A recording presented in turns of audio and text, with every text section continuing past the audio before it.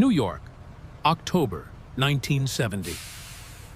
A Tuesday evening so cold the steam rising from the Manhattan sidewalk grates looked like the city was breathing. The kind of cold that arrives in New York before anyone is ready for it, cutting through jackets and opinions with equal indifference. On West 48th Street, 3 blocks from Madison Square Garden, there was a gym that didn't have a sign outside. It didn't need one. Everyone who needed to know about it already knew. Gleason's Annex, some people called it. Others just called it Webb's place, after the man who owned it and ran it, and had, for the past 11 years, made it the most respected private boxing facility in the city. The building was 4 stories of pre-war brick that smelled like every serious gym smells, sweat and leather and ambition, and the particular sharp chemical smell of liniment applied to muscles that have been pushed past the point of comfort into the territory where champions are either made or broken. The ring was center floor, everything else arranged around it like planets around a sun. Heavy bags hanging in 2 rows, speed bags along the east wall, a weight area in the back that serious men used seriously, mirrors on the north wall, floor to ceiling, that showed you exactly what you looked like and never lied about it. The fluorescent lights overhead were the old kind, the kind that hummed slightly and made everything look exactly as real as it was. No flattery, no atmosphere, just light and work, and whatever you were actually made of when everything else was stripped away. On this particular Tuesday evening, 8 professional fighters were using the gym. 2 were sparring in the ring. 3 were working bags. 2 were on weights. 1 was skipping rope in the corner with the mechanical rhythm of a man who has done this 10,000 times and will do it 10,000 more. Their trainer, a compact Italian-American named Sal, who had been in boxing since before most of them were born, sat on a stool at ringside with a stopwatch and the expression of a man who has seen everything and is therefore surprised by nothing. Outside, the wind moved through the gap between the buildings on West 48th Street with the particular efficiency of New York wind, which has been navigating the same corridors for 100 years and has learned every shortcut. The city was doing what the city does on Tuesday evenings in October, moving, consuming, producing the 10,000 simultaneous dramas of 8 million people, each convinced that their particular drama is the one that matters. Inside the gym, none of that existed. Inside the gym, there was only the work. At 7:15, the gym door opened and Bruce Lee walked in. He had been invited by Danny Kwan, a Hong Kong-born promoter who had connections in both the entertainment world and the boxing world, and who had been trying for 3 months to arrange a meeting between Bruce Lee and Marcus Webb, for reasons that were partly professional and partly the particular human impulse that makes people want to put 2 extraordinary things in the same room and see what happens. The meeting had been described to Bruce as a training observation. Come see how serious boxing works. Maybe demonstrate some techniques. Good for everyone. Bruce had agreed not because he needed to see anything or demonstrate anything, but because he was in New York for 2 days, and he trained every day, regardless of where he was or what else was happening. The gym was a gym. He would use it. He arrived alone. Dark training clothes, the simple, practical clothing of someone who came to work and had no interest in appearances. A small bag over one shoulder. He signed in at the front desk, exchanged brief words with the young man behind the counter who clearly had no idea who he was, and made his way to an open area along the west wall where there was enough space to work. He set his bag down. He began to warm up. What followed for the next 20 minutes was, to anyone watching with informed eyes, one of the most efficient and precise warm-up routines they had ever seen. Wing Chun forms first. the centerline theory made visible in every movement, each gesture economical and purposeful and completely without waste. Then, Jeet Kune Do footwork, the modified fencing stance, the constant subtle shifting of weight that made him simultaneously impossible to read and impossible to hit. Then combinations, hands and feet, moving in sequences that looked nothing like boxing, and nothing like the martial arts most people in that gym had seen in movies, which was the only reference most of them had. It looked, to the untrained eye, like something between a dance and a ritual, precise, contained, foreign. The fighters began to notice. One by one, the men working bags slowed their work. The rope skipper's rhythm broke. The sparring in the ring continued, but both fighters were stealing glances toward the west wall. Sal, on his stool, watched with the focused attention of a man who processes physical movement for a living and is encountering something that doesn't fit his existing categories. He had been in boxing for 30 years. He had trained world champions. He had seen every style that serious fighters bring to a serious gym. What he was watching did not belong to any of those categories, and the fact of that, the simple fact of encountering something genuinely new at the age of 54, held his complete attention in a way that very few things still could. Marcus Webb arrived at 7:40. He arrived the way he always arrived, which was the way a weather system arrives, announcing itself before it was fully present. The door opened and the room pressure changed. Marcus Webb was 6 feet 6 inches tall and weighed 418 pounds of pure, functional muscle, the kind built not in front of mirrors, but in rings and gyms, and the specific crucible of professional fighting over 17 years. He was 31 years old and had been fighting since he was 14 in the gyms of the Bronx, working his way up through amateur circuits and semi-professional bouts, and finally into the serious professional world where he had established himself as, depending on who you asked, either the most dangerous sparring partner in New York or the most dangerous man, period. His record in official bouts was 28-0.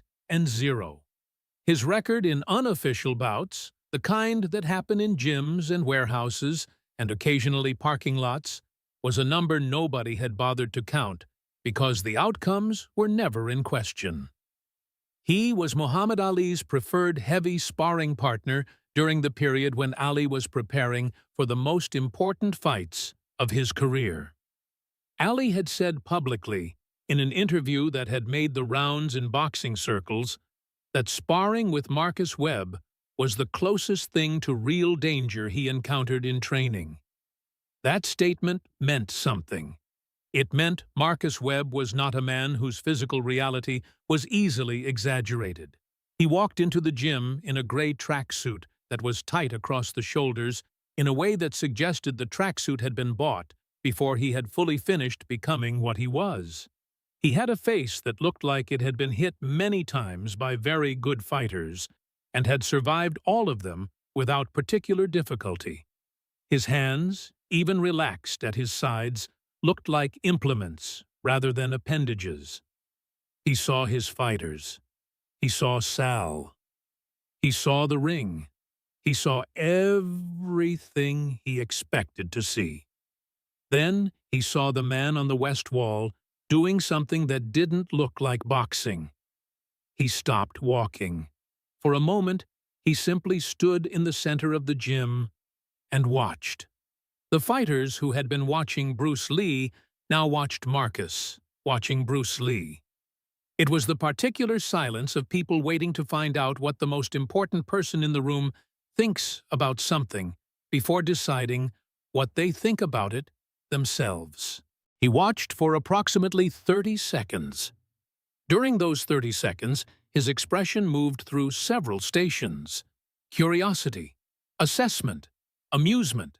The particular amusement of a man who is very large and very powerful watching someone much smaller do something that, from his perspective, looked like a very elaborate way of accomplishing nothing practical.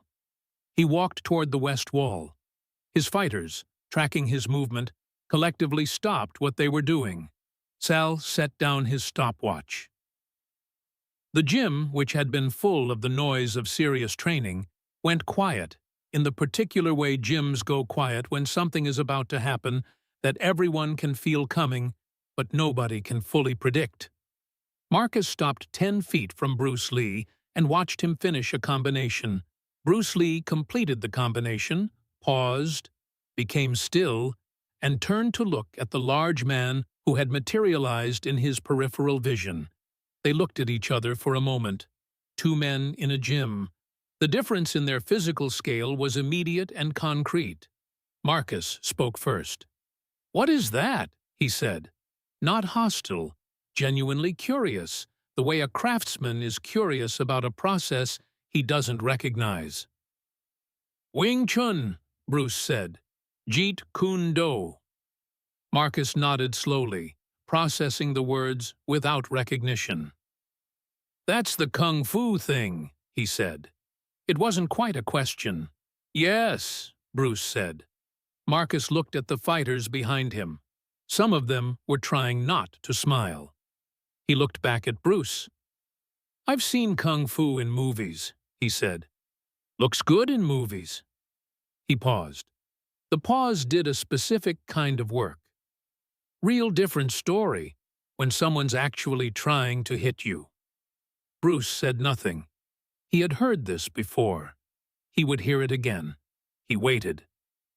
"What are you, 140? Marcus said, looking Bruce up and down with the professional assessment of a man who had spent his adult life categorizing people by their physical potential to cause him harm.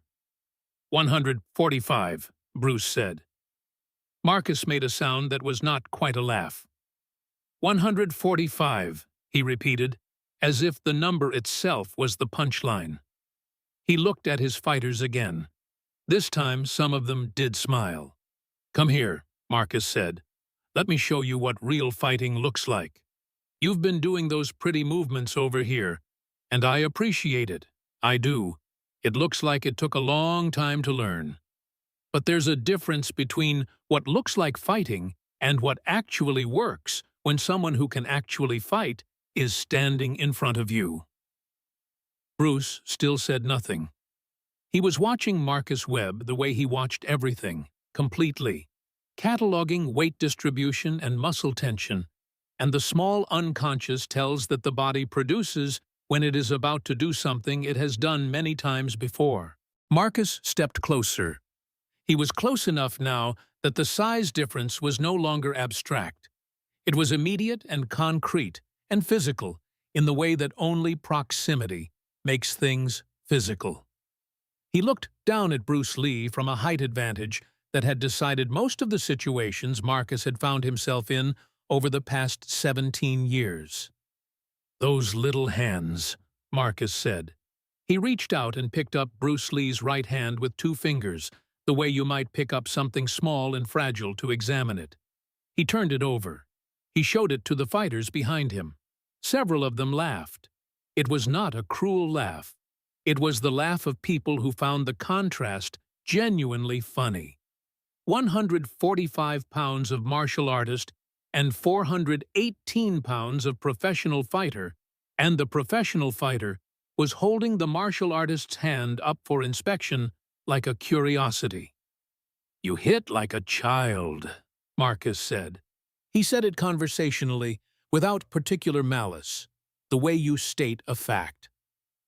"These little hands, this little body, you think you can do something to me with this?" He released the hand. He took a step back. He spread his arms wide, a gesture that encompassed his entire body, an invitation. "Go ahead," he said. "Hit me, anywhere you want, as hard as you can." He looked at his fighters. "Let's see if I feel it." The gym was completely silent. 8 professional fighters. 1 trainer. Danny Kwan near the door, looking nervous. All of them watching the 145-pound man in dark training clothes standing in front of the 418-pound man with his arms spread wide in open invitation. Bruce Lee looked at Marcus Webb for a long moment. Then he spoke. His voice was quiet. The gym was quiet enough that everyone heard it clearly. "I'll put you on the floor," Bruce Lee said. "With one combination. Don't do this." It was not a boast. It had the quality of a man reading information from a surface and reporting accurately what he sees. A warning delivered without drama. The way you warn someone about a step they haven't noticed. Marcus stared at him. Then he laughed. It was a genuine laugh, surprised out of him by the audacity of the statement. He looked at his fighters. They were laughing too, most of them. "One combination," Marcus repeated. He shook his head. "Brother, I have sparred with Muhammad Ali. I have been hit by the best heavyweight hands in the world. You are 145 pounds. He spread his arms again, wider this time. "Go ahead. Show me what one combination looks like." Bruce Lee was still for one complete second. The stillness of someone who has made a decision and is moving from the decision into the execution without the hesitation that separates most people from what they intend to do. Then he moved. What happened in the next 2 seconds would be described differently by every person in that gym. Sal, the trainer, who had the most educated eye in the room, would later say that he saw the first movement clearly. A right hand that traveled approximately 8 inches and arrived at Marcus Webb's solar plexus with a sound that was wrong, that was different from the sound of normal punching, that had a quality of focused compression that he had never heard outside of a very specific kind of impact. The fighters closer to the action would say they saw the punch, but did not see it land. That the gap between the fist moving and Marcus Webb's face changing was too small to contain the motion they expected to see. The fighters farther back would say they saw nothing. That one moment the two men were standing facing each other, and the next moment the situation was different in a way that required explanation. What everyone agreed on was the sound. The first sound, the impact at the solar plexus, compact and final. And then, before Marcus Webb had fully processed that first impact, the second movement, a spinning back kick, delivered with the rotational force of a body that had been training its entire life to generate exactly this kind of power, connecting with Marcus Webb's left side at the floating rib, with a sound that was larger and more final than the first. Marcus Webb, 418 pounds, 17 years of professional fighting, Muhammad Ali's sparring partner, went down. He did not go down the way fighters go down when they have been hit hard and are choosing the canvas as a tactical decision. He went down the way structures go down when something fundamental has been removed from their foundation. He went straight. He went fast. 418 pounds of human being hit the floor of the gym on West 48th Street, and the sound it made was felt in the chest before it was heard with the ears. The heavy bags swayed slightly from the vibration. Then silence. Complete, total, absolute silence, in which the only sound was the fluorescent lights humming overhead and the distant noise of Manhattan traffic that had been there all along, but that nobody had been aware of until this moment, when there was nothing else. Bruce Lee stood where he had been standing when he threw the kick. He had not moved from that position. His right hand had returned to his side. His breathing was unchanged. His expression was unchanged. He looked at Marcus Webb on the floor with the same expression he had worn through the entire exchange. Neutral, complete. The expression of someone for whom what just happened was not a surprise, but an inevitability that he had tried to prevent and had been unable to prevent. and had therefore executed with the full commitment that inevitability demands. The 8 fighters stood exactly where they had been standing. Nobody moved. Nobody spoke. Sal had the stopwatch in his hand and had forgotten he was holding it. Danny Kwan at the door had both hands pressed flat against the wall behind him as if he needed the support. One of the fighters near the heavy bags, a middleweight from Queens named Ray, who had been training at Webb's gym for 3 years and had never seen Marcus Webb on the floor in any context for any reason, later said that his first thought was not about Bruce Lee at all. His first thought was that something had broken in the building, that a beam had given way, or a pipe had burst, or some structural failure had occurred that explained why the largest man he knew was suddenly on the floor. It took him several seconds to understand that the building was fine, that the only thing that had changed was the information Marcus Webb was now in possession of. Marcus Webb lay on the floor for 7 seconds. 7 seconds in which the gym remained completely silent, and nobody moved toward him, and nobody moved away from him. Then he moved, slowly, with the deliberate care of a man who is taking inventory of his body before asking it to perform. His right hand found the floor, then his left. He pushed himself to a sitting position. He sat for another 3 seconds, breathing, eyes on the floor in front of him. Then he looked up. He looked at Bruce Lee. Bruce Lee was looking back at him. The same expression. Neutral. Complete. Waiting without impatience for whatever came next. Around them, the gym remained silent. The 8 fighters had not moved. Nobody seemed to know what the protocol was for what had just happened, because there was no protocol. Because this had not happened before. Not in this gym. Not to this man. Not like this. Marcus Webb put one foot on the floor. Then the other. He stood up. It took effort. The effort was visible, and the visibility of it in a man that size in front of men who trained with him every day was itself a kind of statement. He stood. He straightened. He was breathing carefully, the breath of a man managing specific pain in a specific location. But he was standing, and his eyes were clear, and his face had moved through the shock into something else, something that was still processing, still computing what the data meant. He looked at Bruce Lee for a long time. The gym watched him look. Marcus Webb had never in his professional life walked toward a man who had just put him on the floor. He did it now. His fighters instinctively shifted, not blocking, not intervening, just repositioning the way people reposition when they are uncertain about the direction of events. Marcus stopped 2 feet from Bruce Lee. He was still taller and heavier, and none of that information meant what it had meant 8 seconds ago. "I owe you an apology," Marcus Webb said. His voice was different from the voice he had used before. The performance was gone from it.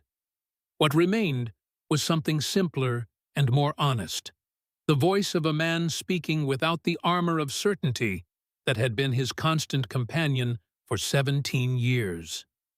"I was disrespectful," he said. "What I said to you was disrespectful, and what I did with your hand was disrespectful, and you warned me, and I didn't listen." He paused. He was still breathing carefully. "I'm sorry." The gym was silent. Bruce Lee looked at him for a moment. Then he nodded once. A small nod, acknowledgement without theater, the nod of a man who has accepted what was offered and considers the matter addressed. "It's done," Bruce Lee said. Marcus Webb nodded. He turned. He walked toward the locker room at the back of the gym. His fighters parted to let him through. None of them said anything. The locker room door opened and closed, and he was gone. The gym remained silent for several seconds after the door closed. Then Sal, the trainer, cleared his throat. The sound of it broke something, and the gym began to breathe again. Slowly, the way a room breathes after something has happened in it that will take time to fully understand. The fighters looked at each other, and then looked at Bruce Lee, and then looked at each other again. Bruce Lee picked up his bag from the west wall. He checked that everything was in order. He put the bag over his shoulder. He walked to the front desk and signed out. He pushed through the door and walked out onto West 48th Street, where the steam was still rising from the grates and the cold was still doing what cold does in New York in October, finding every gap and filling it. He walked 2 blocks to a payphone and called his hotel and asked them to hold his dinner reservation. Then he put the receiver down and stood for a moment in the cold with his bag over his shoulder and the sounds of Manhattan around him.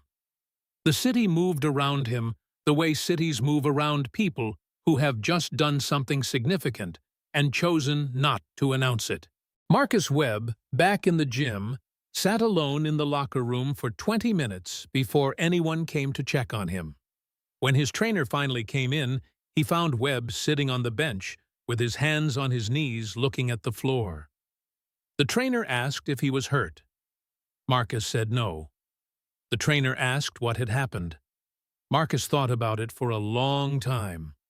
Then he said, "I found out what I didn't know I didn't know." The trainer didn't fully understand that. Marcus didn't explain further. He showered, he dressed, he went home. He didn't train the next day, which was the first day in 11 years he had missed without injury as the reason. He spent the day thinking about 8 inches of travel and 2 seconds and what they meant about everything he had understood fighting to be.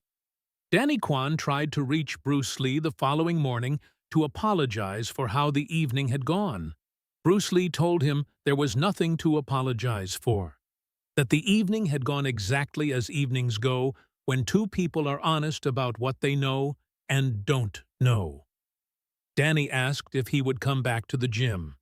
Bruce said he had a flight to catch. He caught it. Marcus Webb fought twice more professionally, winning both bouts. But people who knew him said something had changed, not in his ability, in his certainty. The absolute unquestioned certainty that had been the foundation of everything he did had developed a crack. A single crack, placed there by 8 inches of travel and a spinning back kick on a Tuesday evening in October. Some cracks, once made, never fully close. They just become part of the structure, part of what holds everything together differently than it was held together before. Sal, the trainer, never talked about that Tuesday evening publicly. But for the rest of his career, whenever a young fighter came into his gym and dismissed someone based on size, Sal would stop the session. He would sit the fighter down. He would ask one question. He would ask if the fighter had ever been genuinely surprised. Not surprised by a good punch from someone he knew could punch. Genuinely surprised. The way you are surprised when the world turns out to be organized differently than you believed. Most young fighters said no. Sal would nod. He would say, "Keep training. One day you'll understand what I mean." He never explained further. He didn't need to. Ray, the middleweight from Queens who had been the first to think the building had broken, fought for 12 more years after that Tuesday evening. He won a regional title in 1973. He retired in 1982 with a record he was proud of. At his retirement dinner, when people asked him what the most significant moment of his career was, he didn't mention any of his fights. He mentioned a Tuesday evening in October 1970 when he watched a 145-pound man do something to a 418-pound man that he still, 12 years later, could not fully explain in terms that satisfied him. He said it had made him a better fighter. Not because of the technique, because of what it taught him about the difference between what you think you know and what you actually know. Those two things, he said, are never as close together as you believe they are. The work of a fighter, the real work, is closing that gap. One Tuesday evening at a time.